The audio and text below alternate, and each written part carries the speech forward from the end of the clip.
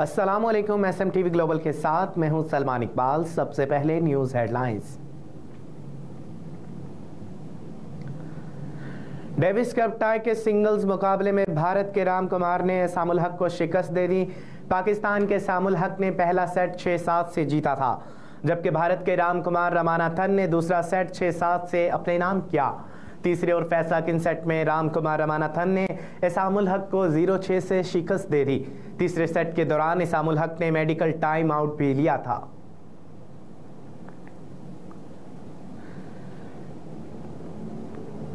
Germany का रफा में Israeli फौजी ऑपरेशन के मंसूबे पर इजहार तशवीश। जर्मनी वज़ीर ख़ारजा एनालिना बायरहॉक ने हज़ारों फ़लस्तीनियों के कत्ल में मुलव्विस इसराइल की जानिब से रफा के महफूज जोन में फौजी ऑपरेशन पर तशवीश का इजहार किया है। जर्मन वज़ीर ख़ारजा ने अपने बयान में कहा है कि रफा बॉर्डर में मौजूद हज़ारों पनाह गज़ीनों में अक्सरियत ख़वातीनों और बच्चों की है। रफा के महफूज जोन में इसराइली फ़ौजी ऑपरेशन का कोई जवाज़ नहीं है। दूसरी जानिब अक़वाम मुत्तहिदा के इंसानी हकूक़ कमिश्नर वाल्कर तुर्क ने भी रफ़ा में इसराइली फ़ौजी ऑपरेशन के मंसूबे पर इंतहाई तशवीश का इजहार करते हुए कहा कि रफ़ा में 15 लाख फ़लस्तीनी पनाह गज़ीन हैं। इसराइली फ़ौजी मंसूबे ने शहरियों के लिए ख़तरात पैदा कर दिए हैं। पाकिस्तान में फ़ी तोला सोने की कीमत में 1700 रुपये की कमी। मुल्क भर में सोने की कीमत में कमी रिकॉर्ड की गई है। All Pakistan gems and jeweller association के मुताबिक सोने की फ़ी तोला कीमत 1700 रुपये से कम होकर 2,16,000 रुपये हो गई। इसी तरह 10 ग्राम सोने की कीमत में 1458 रुपये की कमी हुई, जिसके बाद 10 ग्राम सोना 1,85,185 का हो गया। दूसरी जानब आलमी बाजार में सोने का भाव $15 कम होकर $2,039 फी औंस है।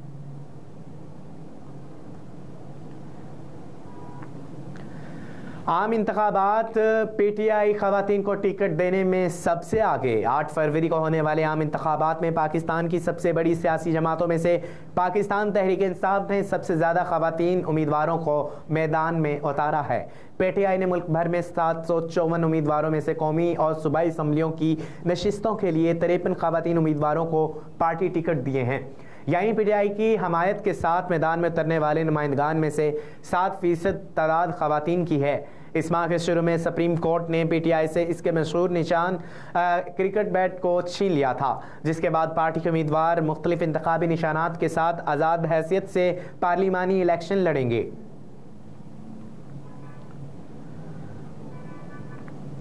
कौमी एयरलाइन PIA को 2 हिस्सों में तकसीम करने का मंसूबा। मालियाती मशीर से मालियत का तयन कराए बगैर ही खसूसी सरमायाकारी सहूलत कौंसिल ने जुमा को कौमी एयरलाइन PIA को 2 इदारों में तकसीम करने की मंजूरी दे दी, जबकि इदारे के ज़िम्मे 830 अरब रुपये की वाजिबात नई होल्डिंग कंपनी मुंतकिल कर दिए जाएंगे।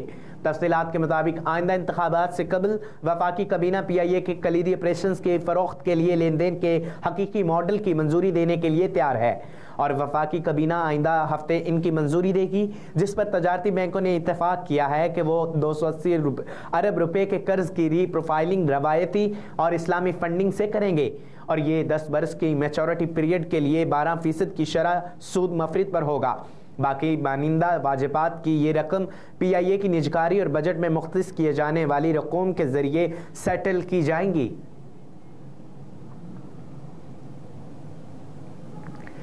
पेशावर पुलिस ने इलेक्शन में सियासी जमातों के उम्मीदवारों को सिक्योरिटी देने से माजरत कर ली। पेशावर पुलिस ने इंतखाबात के दौरान सियासी जमातों के उम्मीदवारों को सिक्योरिटी देने से माजरत कर ली। पेशावर पुलिस का कहना है कि नफरी में कमी के बायस PTI, ANP, जमात इस्लामी और JUI के उम्मीदवारों को पुलिस गनमैन नहीं दे सकती। पेशावर पुलिस को इंतखाबात के दौरान सिक्योरिटी के लिए PTI के तैमूर सलीम झगड़ा, अरबाब शेर अली, जमात इस्लामी के उम्मीदवार साबिर हुसैन आवान, साबिक सूबाई स्पीकर करामतुल्लाह चगरमटी और दीगर उम्मीदवारान ने सिक्योरिटी के लिए गनमैन देने की दरख्वास्तें दी थी। पुलिस नफरी में कमी के बायस कैपिटल सिटी पुलिस ने उम्मीदवारान को तहरीरी तौर पर मशवरा दिया है कि तमाम उम्मीदवारान रजिस्टर्ड सिक्योरिटी कंपनियों से गार्ड्स देकर अपनी सिक्योरिटी की यकीन दहानी बनाएं। इलेक्शन से चंद रोज कबल अवाम पर बिजली का बम गिरा दिया गया। फी यूनिट 4 रुपये 56 पैसे महंगा। मुल्क में बिजली 4 रुपये 56 पैसे फी यूनिट महंगी कर दी गई। National electric power regulatory authority ने बिजली महंगी होने का नोटिफिकेशन जारी कर दिया है। इलामिये के मुताबिक बिजली दिसंबर की फ्यूल प्राइस एडजस्टमेंट की मद में महंगी की गई। बिजली सारिफिन पर 39 अरब 80 करोड़ रुपए का इजाफी बोझ पड़ेगा। नेपरा इलामिया में कहा गया कि बिजली सारिफिन को 8 फरवरी के बिलों में इजाफे अदायगियाँ करना होंगी। ताहम बिजली की कीमत में इजाफे के इतलाक के इलेक्ट्रिक और लाइन सारिफिन पर नहीं होगा। याद रहे कि नवंबर की माहाना फ्यूल प्राइस एडजस्टमेंट में बिजली 4 रुपये 13 पैसे फी यूनिट महंगी की गई थी।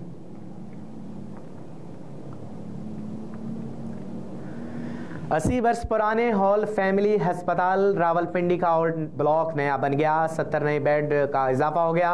निगरान वज़ीर आला पंजाब मोहसिन नकवी ने अपग्रेडेशन के बाद हॉल फैमिली अस्पताल रावलपिंडी के ओल्ड ब्लॉक का इफ्तिताह किया। उन्होंने मुख्तलिफ वार्ड्स का दौरा भी किया। मीडिया से गुफ्तगू में निगरान वज़ीर आला का कहना था कि ओल्ड ब्लॉक में बेड्स की तादाद 332 से बढ़ाकर 400 कर दी गई है। उन्होंने कहा कि हॉल फैमिली अस्पताल के तज़ीन और आराइश का इफ्तिताह किया। अस्पताल बेहतर करने में 4.25 अरब रुपये खर्चा आया। उनका कहना था कि अस्पताल की बेसमेंट से 800 ट्रॉली कूड़ा क्रिकेट निकाला गया। उन्होंने बताया कि बेनज़ीर भुट्टो शहीद अस्पताल को भी बेहतर किया जा रहा है। इसके अलावा रिंग रोड 39 किलोमीटर का मंसूबा अक्टूबर में मुकम्मल होना है।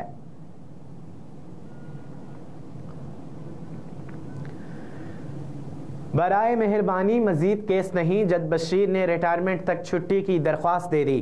एहतसाब अदालत के जज मोहम्मद बशीर मजीद काम नहीं करना चाहते। एक मरतबा फिर उन्होंने ये छुट्टियों की दरख्वास्त दे दी है और ये छुट्टी उन्हें मार्च में अपने रिटायरमेंट तक के लिए दरकार है।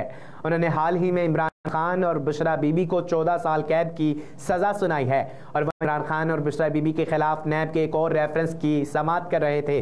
ज़राए का कहना है कि जज बशीर ने सेहत को वजह बताते हुए अपनी रिटायरमेंट तक दरख्वास्त जमा करा दी है।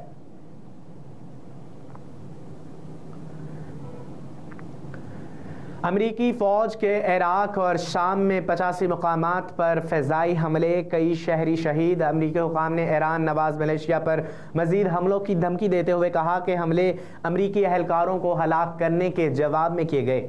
अमरीकी सदर जो बाइडन ने अपने बयान में कहा कि हमारा रद्द अमल आज से शुरू हुआ है और ये मुस्तकबिल में भी हमारे मुंतखबा वक्त और मुकाम पर जारी रहेगा। अमरीकी हुकाम ने मुल्की नशरियाती इदारे CNN को बताया था कि ड्रोन हमले में 3 फौजी हलाक और 2 दर्जन से ज़ायद ज़ख्मी हुए थे।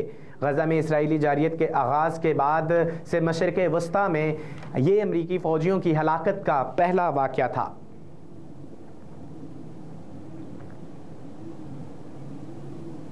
और न्यूज़ स्टूडियो से फिल वक्त इतना ही। मज़ीद खबरों से बाखबर रहने के लिए देखते रहिए SMTV ग्लोबल और